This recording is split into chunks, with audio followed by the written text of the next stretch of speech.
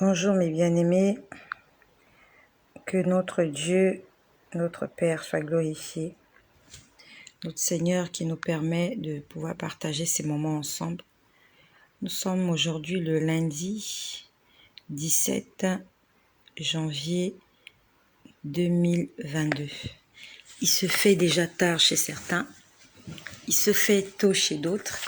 Chez moi, il est exactement 1h16 à mon horloge et je ne pouvais pas dormir sans faire ce message.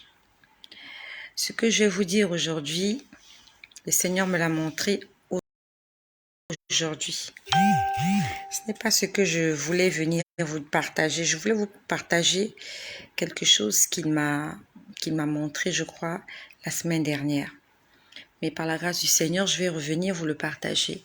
Donc, je vais commencer par ce qui est écrit sur le titre. Je vais commencer par Brazzaville. Alors, Brazzaville, c'est la capitale d'un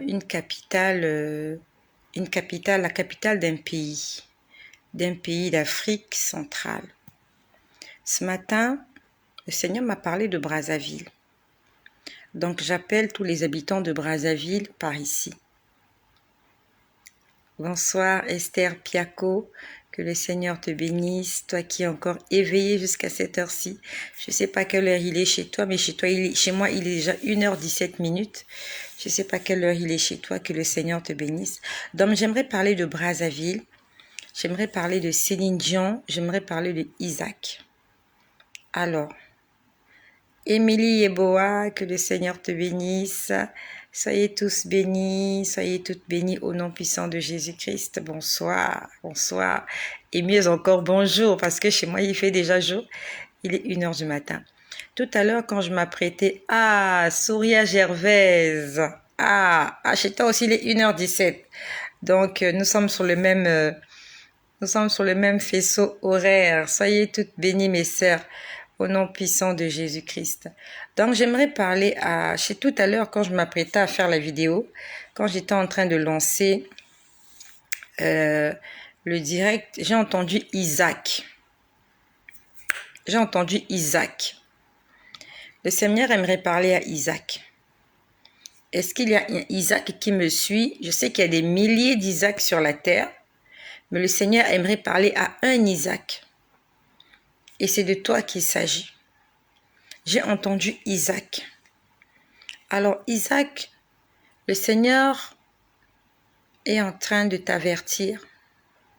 Tu es en danger, Isaac. Tu es en danger.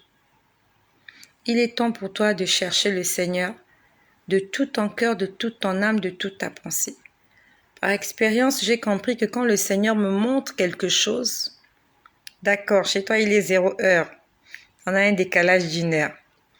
Donc par expérience, lorsque le Seigneur me montre quelque chose ou me donne le nom de quelqu'un, c'est pour que je puisse prier pour la personne. Ça veut dire que la personne est en danger. Donc j'envoie un message à Isaac. Je ne sais pas, est-ce que tu connais un Isaac? Si tu connais un Isaac, envoie-lui ce message. J'aimerais poser la question à Isaac. Est-ce que ta relation avec le Seigneur est bonne? Je bénis l'évangéliste Apollinaire Dossa. Shalom. Soyez bénis. Donc, Isaac, est-ce que ta relation avec le Seigneur est à son bon fixe? Tout à l'heure, j'ai entendu Isaac. Moi, je connais 2 Isaac, donc je ne sais pas de qui il s'agit. Et les Isaac dont j'en parle, honnêtement, on n'est pas vraiment en contact. Alors, je vois des Silva Tony. Ok. Donc, soyez tous bénis là où vous êtes. Le Seigneur envoie un message à Isaac. Pas seulement à Isaac, mais à toutes les personnes qui sont faites à l'image et à la ressemblance de Dieu. Deuxièmement, cet après-midi, nous avons quitté le culte, j'ai fait des courses, j'étais vraiment fatiguée. Dès que je suis rentrée à la maison, on va dire que je me suis allongée sur le canapé. Bonjour à Aristide Alapini, mon frère qui vit aujourd'hui, j'ai pas oublié, mon frère béninois qui vit au Québec. Que le Seigneur bénisse le Bénin, qui bénisse le Québec. Que le Seigneur bénisse tous vos pays d'origine et tous vos pays. Bonsoir à ma sœur Marie-Laurence qui vient de se joindre à nous. Que le Seigneur te bénisse, ma sœur, là où tu te trouves. Que le Seigneur bénisse ta famille, que le Seigneur bénisse ta vie, que le Seigneur bénisse tes entreprises, que le Seigneur t'assiste, te fortifie et surtout te console au nom puissant de Jésus. Donc, j'envoie un message à Isaac. Isaac, mets ta vie en ordre. J'ai entendu Isaac tout à l'heure. Alors, cet après-midi, j'étais allongée sur mon canapé. J'étais très fatiguée, j'ai fait beaucoup de courses aujourd'hui. J'étais allongée sur mon canapé. Le Seigneur m'a montré Céline Dion. Céline Dion ne me connaît pas. Céline Dion, tout le monde connaît Céline Dion. C'est cette musicienne là, voilà, populaire, ainsi de suite, ainsi de suite. Donc, je vois Céline Dion. Je peux lire dans les pensées de Céline Dion. Céline Dion est malheureuse. La Bible nous demande de ne pas convoiter, de ne pas envier, de ne pas porter envie à quelqu'un, de ne pas convoiter quelqu'un ou quelque chose que quelqu'un a déjà. Ces gens-là que vous voyez très populaires, des stars, ce sont des gens qui ne sont pas heureux. Si tu n'as pas le Seigneur Jésus-Christ dans ta vie, ni la gloire, ni le succès, ni l'argent, ni les plaisirs de ce monde ne pourront te combler. J'ai vu Céline Dion, elle est malheureuse. Et je pouvais entendre ses pensées. Elle était en train de dire, j'ai envie de changer de vie. C'est ce qu'elle disait. Elle disait, je veux changer de vie. Et pendant que je parle de Céline Dion, je crois que c'est la deuxième fois que le Seigneur me montre Céline Dion. Et quand il me montre comme ça, il veut que je puisse prier pour ces gens-là. Je prie pour Céline Dion. Je prie pour toutes les personnes qui sont égarées. Pour toutes les personnes qui ont besoin de Jésus-Christ dans leur vie. Qu'ils le veuillent ou non, nous avons tous besoin de Jésus-Christ. La dernière fois, nous avons prié pour Stromae avec sa chanson désespérante où il parle de l'enfer, il parle de suicide, il parle des voix qu'il écoute. Ces gens-là ont besoin de Jésus-Christ. Au lieu de les juger, au lieu que nous puissions leur jeter la première pierre, nous devons prier pour le salut des âmes. Le Dieu que nous prions, il ne nous demande pas de juger, il ne nous demande pas d'insulter, il ne nous demande pas de nous moquer, mais il nous demande de prier pour ceux qui sont égarés. Nous devons prier pour eux. Nous ne sommes pas comme les autres. Il y a une religion là dehors, quand tu ne pries pas leur Dieu, ils viennent, ils t'égorgent, ils te tuent, ils te pillent. Nous, le Dieu que nous prions, c'est un Dieu amour. Et quand nous sommes en face de quelqu'un qui s'est détourné du droit chemin, nous ne sommes pas là pour lui jeter la première pierre. Nous ne sommes pas là pour le critiquer. Nous ne sommes pas là pour l'insulter. Mais nous sommes là pour prier. Nous devons prier pour l'âme de ceux qui sont égarés. Je prie pour Céline Dion. Je prie pour toutes les personnes qui sont égarées. Bonsoir à Paul Toumba qui vient de se rejoindre, qui vient de se joindre à nous. Je prie pour toutes les personnes qui sont égarées, afin que le Seigneur se révèle à eux. J'ai vu Céline Dion, elle était en train de parler, elle disait, j'ai envie de changer de vie. Elle veut changer de vie.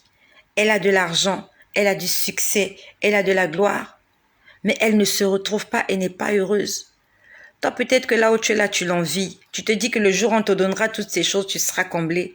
Elle est vide dans son cœur. Elle disait, je veux changer de vie. Et ce soir, nous sommes aujourd'hui le dimanche. Pas dimanche, nous sommes déjà lundi. Aujourd'hui, lundi 17 janvier 2022. Il est exactement 1h25. Je prie pour Céline Dion. Que Céline Dion puisse rencontrer le Seigneur Jésus-Christ. Que Céline Dion puisse faire une rencontre personnelle avec Jésus. Qu'elle donne sa vie à Jésus, qu'elle invite Jésus dans sa vie et qu'elle laisse le Seigneur Jésus-Christ conduire sa vie. Que cela soit le partage de Céline Dion et de toutes ces personnes qui ne savent pas à quel saint se vouer. Ce matin, j'étais au culte et je t'exhorte d'aller à l'église le dimanche. Si tu as une église locale, il faut aller à l'église le dimanche. Ne reste pas à la maison. À moins que tu aies une raison valable de ne pas aller à l'église. Va à l'église. Ce matin, j'étais à l'église. Pendant que le pasteur était en train de prêcher, pendant que voilà l'homme de Dieu était en train de faire son sermon, j'ai vu une statuette. J'ai vu une statuette à l'effigie d'un homme qui est déjà décédé. Et je voyais que cette statuette était en train de prendre vie. En fait, cette statuette, ce n'est pas une statuette. Dans cette statuette, il y a une entité. Il y a, je ne sais pas comment je peux dire, c'est comme si c'est une statuette qui est possédée. Vous la voyez, vous croyez que c'est une statuette, mais c'est quelque chose de vivant. Et quand je vois cette statuette, le Seigneur me dit que c'est la statuette de la personne de la personne qui a donné son nom à la ville de Brazzaville. Je l'ai vu ce matin. J'ai vu une statuette à l'effigie de quelqu'un. Et cette statuette a été faite par rapport au visage de la personne. Et je pouvais voir que ce n'était pas une statuette, mais c'était quelque chose de vivant. Donc vous, avec vos yeux physiques, vous voyez que c'est une statuette, mais ce n'est pas une statuette. Et cette statuette a le nom... Non, cette statuette est la statuette de la personne qui a donné son nom à la ville de Brazzaville. Donc, on va résumer. Le Seigneur m'a demandé de prier ce matin pour Brazzaville. Je prie pour Brazzaville. Et quand je prie pour Brazzaville, je prie pour le Congo. Je prie pour tous les Congolais. Parce que cette statuette, cette entité chargée d'énergie négative est en train d'influencer négativement des gens. Ils sont en train d'influencer des gens. Donc, j'appelle tous les Brazzavillois. Je vois le Benin qui est là. J'appelle aussi tous les Béninois. Qui que vous soyez, où que vous soyez, priez pour vos pays. Parce que quand le Seigneur montre, c'est parce qu'il veut qu'on prie. Et pourquoi il veut qu'on prie? C'est parce qu'il y a des programmes dans le monde des ténèbres. Et ce sont nos enfants qui vont mourir. Ce sont nos maris qui vont mourir. Ce sont nos frères qui vont être sacrifiés. Si on ne se lève pas dans la prière, ça va se passer comme ça. Quand je vois la statuette, c'est comme si le Seigneur m'a ramené à l'histoire de Daniel. Au temps de Daniel, le roi Nebuchadnezzar s'était fait une statuette et il avait demandé à tout le monde de l'adorer. Si vous ne l'adoriez pas, vous mourrez, on vous tue. Nous connaissons tous l'histoire. Donc, cette statuette domine sur la ville de Brazzaville. Attention, priez, priez. La dernière fois, j'ai vu Blaise Compaoré. La dernière, nous avons prié pour le Gabon parce que j'ai vu le drapeau du Gabon. Aujourd'hui, nous allons prier pour Brazzaville. Et en dehors de Brazzaville, personnellement, tu vas prier pour ton pays. Je ne connais pas ton pays. Je crois que vous êtes nombreux ici. Il y a des Congolais, il y a des Camerounais, il y a des Béninois, il y a des Québécois, il y a des Français. Il y a beaucoup de nationalités ici. Prie pour ton pays. Quand tu es dans ton intimité avec Dieu, tu as fini d'étaler à Dieu tous tes problèmes. Demande au Seigneur de bénir ton pays, de délivrer ton pays. Et surtout, que les politiques soient sous l'influence du Saint-Esprit. Prions pour Brazzaville. Que le Seigneur bénisse la Côte d'Ivoire. Je vois Émilie Yeboah qui est là. Que le Seigneur bénisse la Côte d'Ivoire. Que le Seigneur bénisse toute l'Afrique. Nous sommes fatigués d'enterrer les morts. Nous sommes fatigués de la guerre, des génocides, de toutes ces choses. Nous sommes fatigués. Nous sommes fatigués. Nous voulons nous lever dans la prière avec les armes spirituelles. C'est Sirédic le visionnaire Congo-Brazzaville. Prie pour Congo-Brazzaville. Ce matin, le Seigneur m'a demandé de prier pour le Congo-Brazzaville. J'étais à l'église. Il y a le pasteur qui parlait. Moi, j'étais en train de voir autre chose. Je voyais une statuette. Et cette statuette-là correspond à un homme. Il y a un homme qui a vécu sur terre. Il n'est plus vivant. Et on a fait un monument, on a fait une statuette à l'effigie de cet homme. Et cet homme-là, c'est lui qui a donné son nom à la ville de Brazzaville. Sauf que la statuette, c'est pas une statuette, c'est toute une histoire. Et cette statuette-là, elle est en train de réclamer des gens. Elle est en train de réclamer des gens. Que les Congolais se lèvent. On n'a pas à lutter contre la chair et le sang. On n'est pas là pour indexer des gens. Nous, notre combat, il est spirituel. Il est spirituel, notre combat. On n'est pas là pour indexer des gens, que c'est un tel qui fait ça, c'est un tel qui fait ça. Non. Même si ce sont des hommes qui font ça, ces hommes-là sont influencés par des entités, par des esprits négatifs. Et tant que ces esprits négatifs-là vont continuer à être en liberté, ces hommes-là ne seront jamais délivrés. Donc nous devons prier pour le salut de ces gens-là. Nous devons prier pour la délivrance de ces gens-là. Ça sert à rien de leur jeter des pierres. Tu leur jetteras des pierres, tu n'auras pas changé la situation. On doit prier pour leur délivrance afin que le Saint-Esprit prenne le contrôle de leur vie. Ça, c'est le message que j'envoyais à mes frères du Congo-Brazzaville.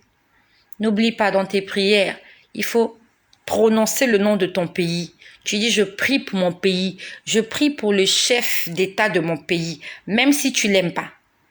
T'as pas de choix, c'est lui qui est le chef de l'État. C'est lui qui est le chef de l'État, tu dois prier pour lui.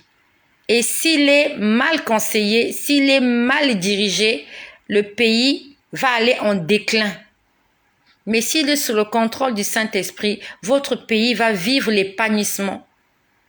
Votre pays va vivre une percée. Votre pays va vivre une croissance.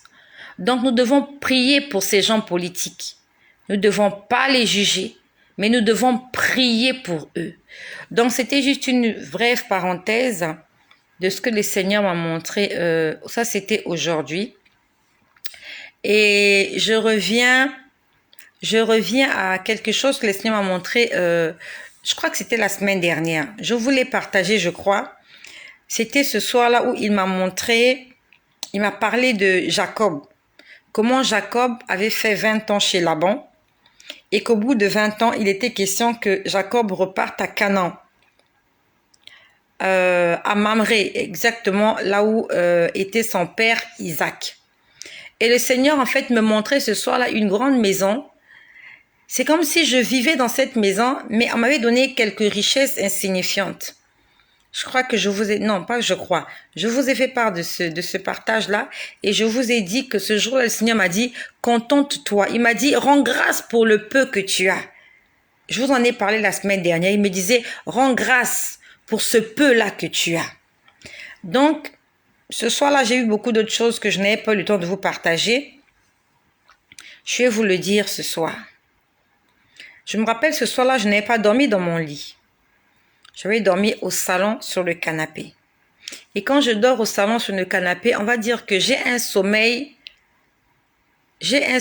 très interrompu. On va dire que je ne dors pas vraiment à point fermé. Donc, je suis en éveil et je suis en prière. Ça se passe comme ça quand je dors hors de mon lit. Que ce soit quand je dors par terre, quand je dors sur le canapé, on va dire que vraiment, je suis en prière parce que c'est très inconfortable. Donc, j'étais là ce soir-là, je me vois dans un endroit C'est comme si on m'avait invitée. J'étais une invitée dans cet endroit.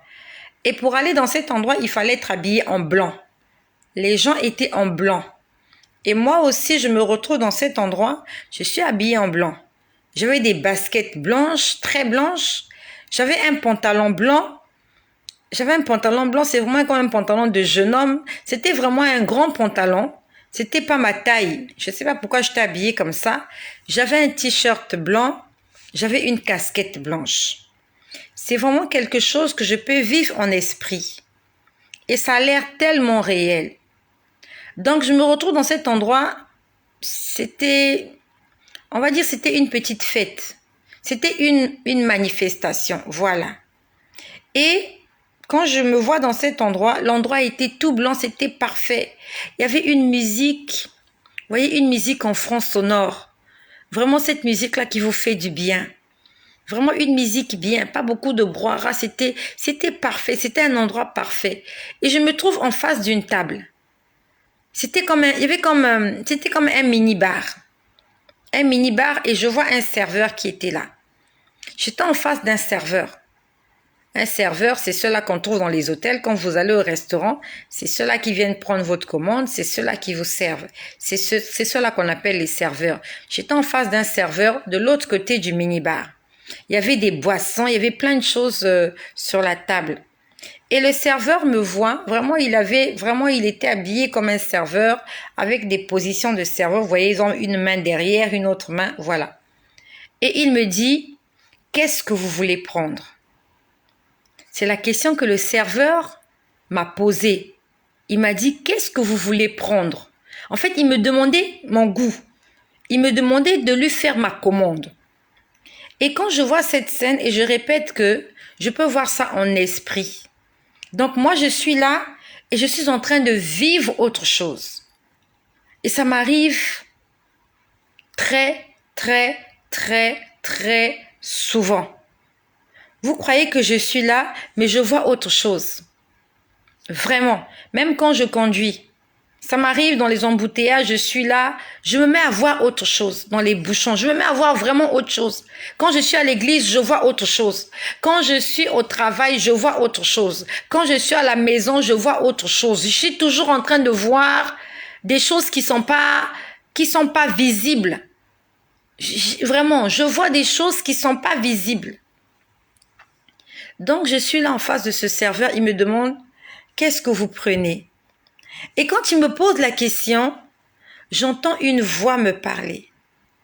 Cette voix me dit, lorsque tu es invité à la table du Seigneur, tu as le droit de... Donc j'entends une voix me parler et c'était très audible. La voix disait, lorsque tu es invité à la table du Seigneur, tu as le droit de passer ta commande. C'est une voix qui a parlé.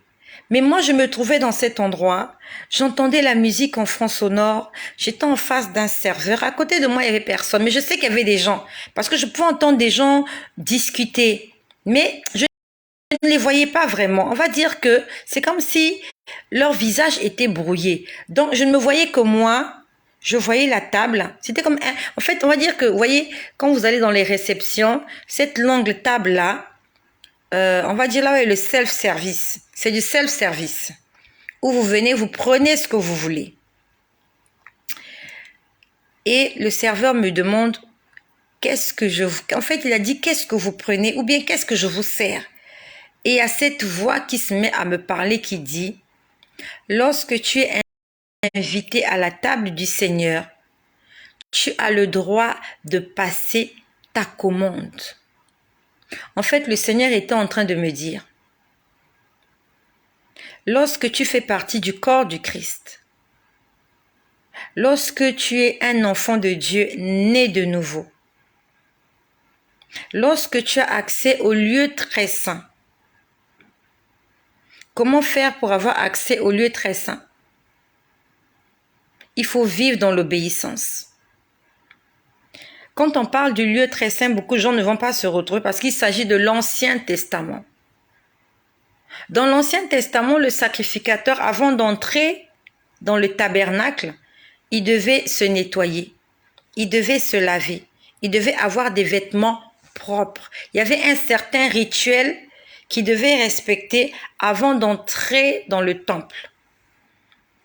Parvis, ainsi de suite, lieu saint, lieu très saint. Et aujourd'hui, nous avons accès à cet endroit-là au nom de Jésus. Mais pour avoir accès au lieu très saint, nous devons être nettoyés, purifiés, lavés et sanctifiés. À ce moment-là, on peut dire que tu as accès à la table du Seigneur. Et il m'a dit, lorsque tu es invité à la table du Seigneur, tu as le droit de demander ce que tu veux. Ça veut dire que toi qui m'écoutes, si tu es un enfant de Dieu, tu vis dans l'obéissance. Tu as le droit de demander à Dieu tout ce que tu veux. Bien sûr, il faut que ce soit en conformité avec sa volonté. Tu ne viendras pas demander des choses au Seigneur qui vont te pousser à pécher. Tu as le droit. Il m'a dit, tu as le droit de demander ce que tu veux. On ne t'impose pas. On ne va pas te donner quelque chose que tu n'as pas demandé. On te donnera ce que tu as demandé parce que tu as été un invité. Tu as reçu la carte d'invitation. Et pour recevoir cette carte d'invitation, il faut marcher selon les commandements et les préceptes du Seigneur. Pour avoir accès à la table du Seigneur, il faut être à la stature parfaite du Christ. À ce moment-là, tu reçois une carte d'invitation. Tu reçois un sceau qui te donne accès au lieu très saint. Et quand tu arrives dans cet endroit, tu as le droit de demander tout ce que tu veux.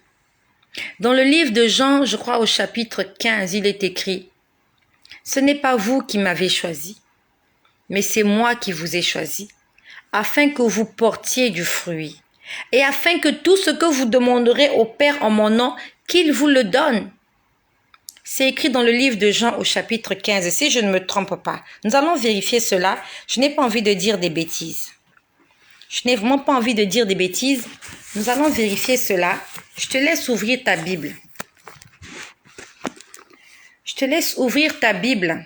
Nous sommes dans le livre de Jean. Alors, Jean, c'est dans le Nouveau Testament. Donc, Jean, tu as Matthieu. Après Matthieu, tu as Marc. Après Marc, tu as Luc. Après Luc, tu as Jean. Nous allons dans Jean au chapitre 15, si je ne me trompe pas, si j'ai bonne mémoire. D'accord? Je crois que c'est Jean 15. D'accord. Livre de Jean au chapitre 15 au verset 16. Il est écrit « Ce n'est pas vous qui m'avez choisi. Ce n'est pas toi qui as choisi Jésus. Personne d'entre nous n'a choisi Jésus. Mais on dit « C'est moi qui vous ai choisi. » Il dit « Mais moi, je vous ai choisi. Et je vous ai établi afin que vous alliez et que vous portiez du fruit. » Donc, quand Dieu t'a choisi, la première des choses qu'il veut faire dans ta vie, c'est que tu portes du fruit. Le fruit dont il est question, c'est le fruit du Saint-Esprit. C'est le fruit de l'Esprit dont on parle dans le livre de Galates. Quand Dieu t'a choisi, premièrement, c'est pas pour te donner un mari. C'est pas pour te donner une femme, ça va choquer beaucoup de gens. Quand Jésus prêchait, il parlait du royaume des cieux. Il parlait de la vie éternelle. Il a dit dans Matthieu 6, 33, « Cherchez premièrement le royaume des cieux. Et toutes les choses dont vous avez besoin vous seront données par-dessus. » Par-dessus quoi? Par-dessus le fait que vous avez trouvé le royaume des cieux. Donc si tu n'as pas trouvé le royaume des cieux, logiquement, toutes les autres choses que tu auras ne seront là que pour détruire ta vie. Mais quand tu as trouvé le royaume des cieux, toutes les bénédictions qui s'en suivent, c'est pour ton épanouissement. La Bible nous dit, c'est la bénédiction de l'Éternel qui enrichit. Et elle ne se fait suivre d'aucun chagrin. Ça veut dire que quand tu viens à Jésus, tu viens chercher le mariage va te détruire. Quand tu vas à l'église pour chercher le travail va te détruire. Quand tu vas à l'église pour chercher quoi que ce soit en dehors de ton salut, ça va te détruire parce que tu n'es pas encore affermi. Quand nous allons à l'église, la première des choses, nous allons pour notre salut. Nous allons chercher la vie éternelle parce que c'est la chose la principale. C'est la chose la plus importante parce que nous sommes en pèlerinage sur cette terre. Donc Jean 15, verset 16 dit, « Ce n'est pas vous qui m'avez choisi, mais c'est moi qui vous ai choisi et qui vous ai établi. » Dieu t'a établi quelque part. Il t'a mis quelque part. Il t'a donné un certain pouvoir, une certaine domination. Pourquoi?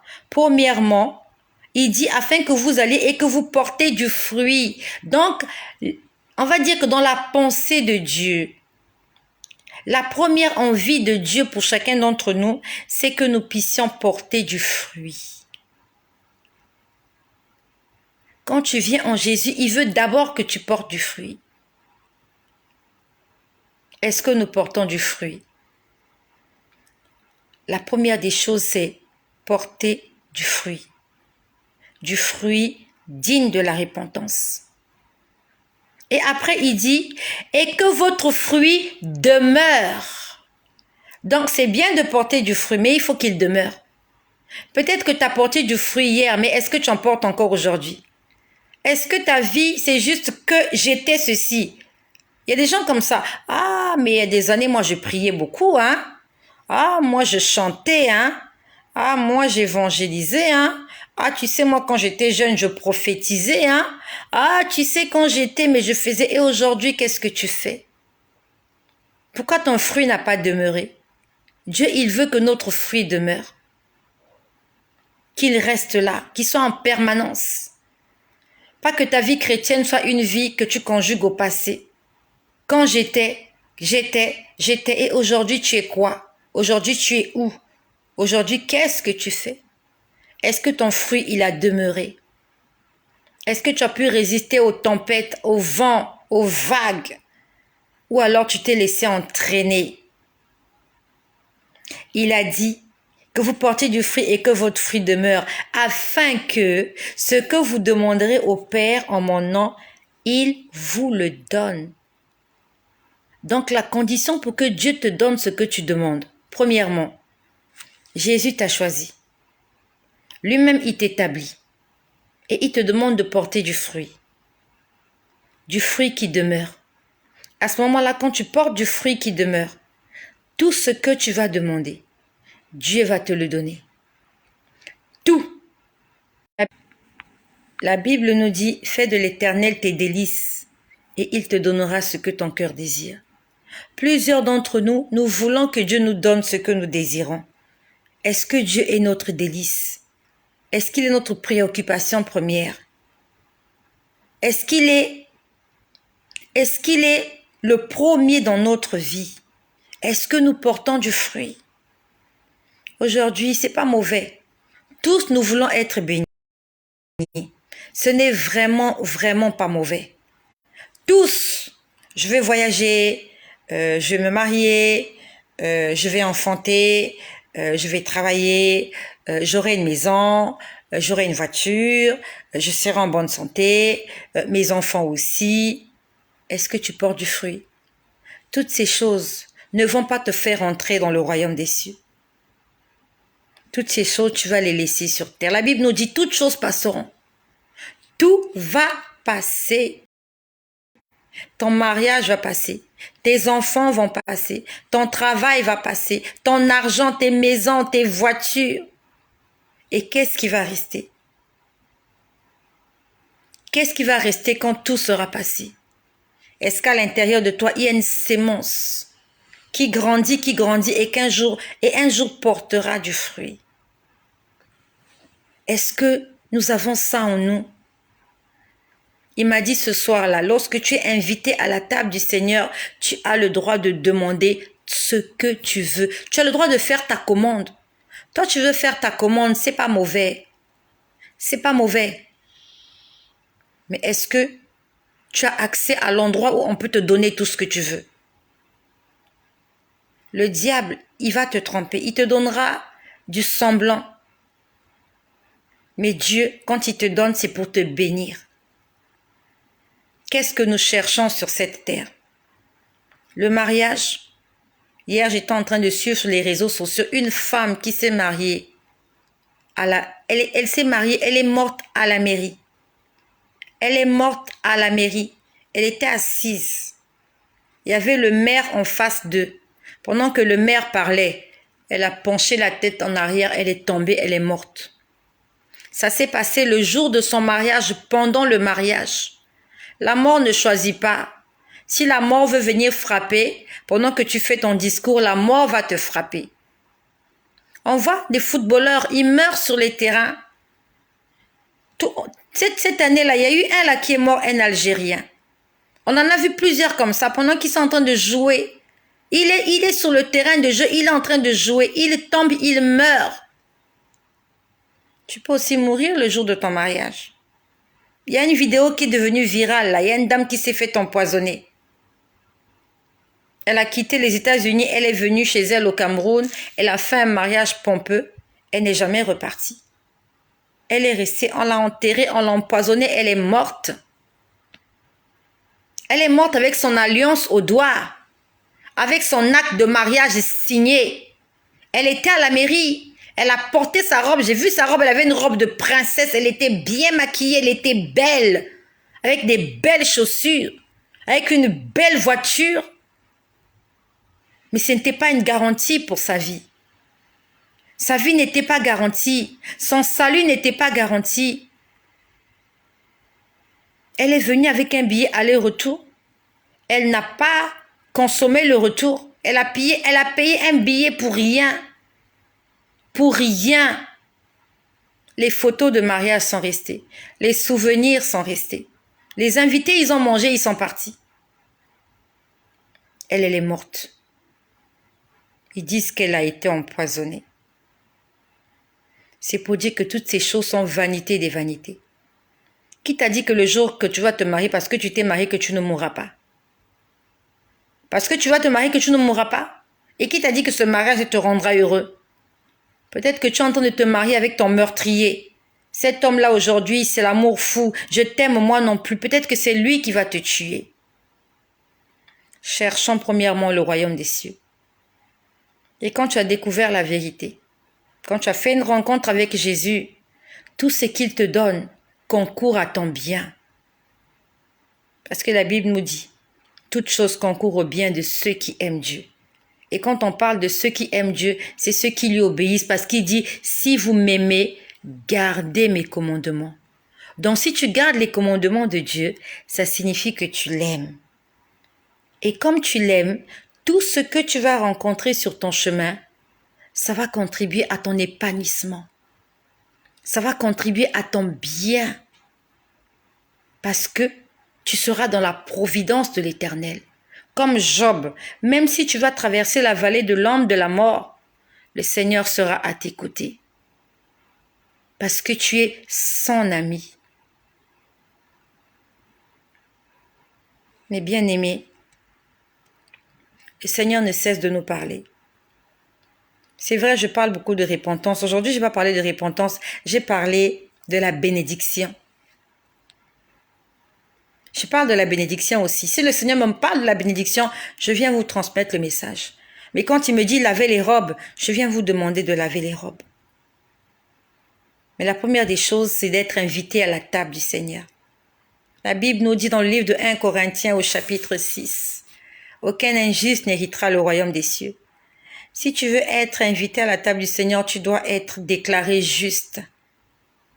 C'est pas que tu ne pèches plus, mais que tu as été lavé par le sang de Jésus. Quand tu acceptes Jésus, il vient, il te purifie, il te sanctifie, il te rend pur. À ce moment-là, tu peux t'asseoir à sa table et manger avec lui, parce que tu as les mains et les pieds lavés. Est-ce que tes pieds et tes mains sont lavés?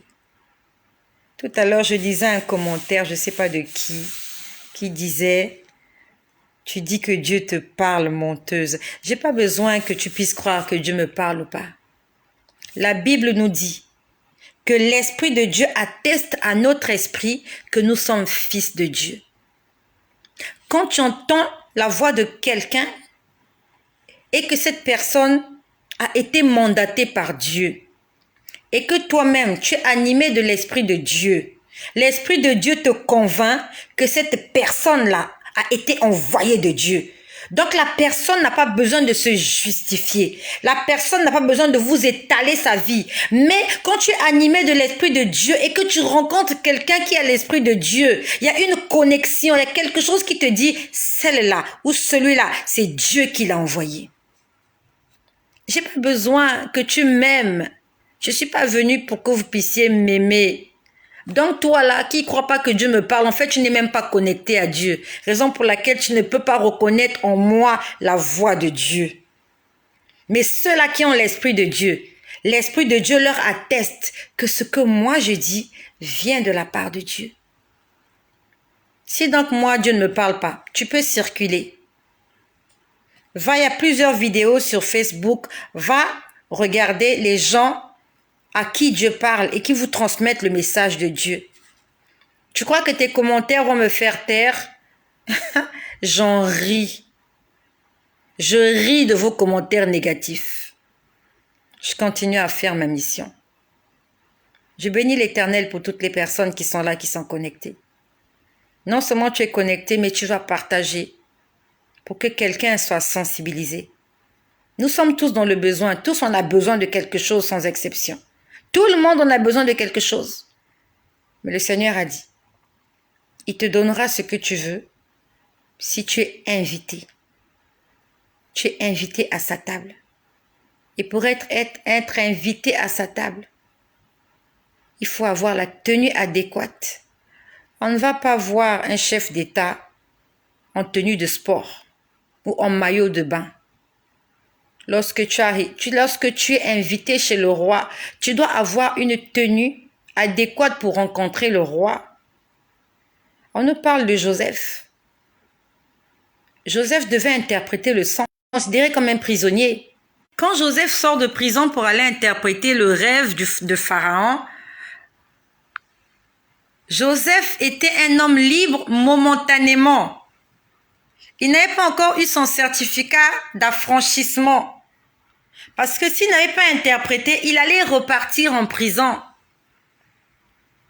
Qu'est-ce qu'on a fait? Même en tant que prisonnier, on dit qu'il s'est lavé, il s'est rasé, il s'est coiffé, on l'a habillé. C'était un prisonnier, mais il devait changer sa tenue avant de voir le visage du roi. Avant de voir la face de Pharaon, il devait avoir la tenue adéquate. Nous connaissons l'histoire d'Esther. Esther est restée des mois et des mois, elle prenait soin d'elle parce qu'il fallait qu'elle rencontre le roi. On ne va pas voir le roi comme ça, tu te réveilles un matin, tu portes tes baskets et ton jean, avec ton polo et ta casquette, tu débarques. Non, tu dois être en tenue de ville, mon ami. Tu vas aller au banquet à la présidence, tu veux rencontrer le préfet et tu vas là-bas en jogging, en survêtement, en pyjama, en robe de nuit? Non. Vous devez porter une tenue de ville, madame. Vous devez porter une tenue de ville, monsieur. Et notre tenue, c'est la robe de l'épouse. C'est la sanctification, c'est la pureté, c'est la douceur, c'est l'humilité, c'est la tempérance, c'est la simplicité. C'est ça notre vêtement. Merci de partager ce message à quelqu'un qui a besoin de l'entendre. Soyez bénis et surtout marchez dans l'obéissance. Car Jésus-Christ, notre Seigneur et notre Dieu, il est déjà en route.